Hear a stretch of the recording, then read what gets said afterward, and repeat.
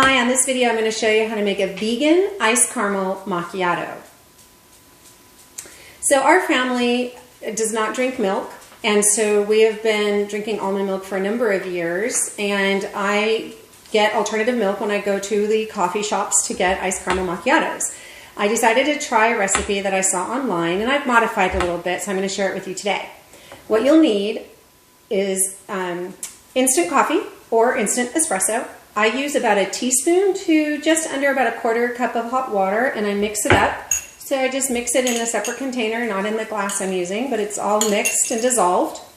You're going to need a glass full of ice, almond milk. This is unsweetened.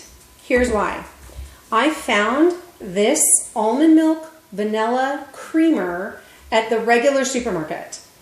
It is thick like creamer. It is delicious. Too delicious. Here's the problem. Got a lot of sugar in it. So what I do is I do 50% unsweetened almond milk to about 50% of my creamer, which is really good. Now, if you want to keep it vegan, you'll add vanilla syrup instead of what you see in caramel in the stores.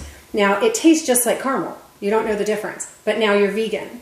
If you don't mind a little bit of caramel, you can drizzle some caramel, but caramel has butter and milk, so it's your choice. So here we go. I'm going to have my cup of ice. I'm going to pour a little bit in. I'm going to pour in some of my creamer. And then the fun part of hot coffee over my ice. Give that a shake. At this point I know what color I like, so you'll experiment with it. Put in my vanilla syrup. Again, this is high in sugar, so we just want to be careful not to overdo.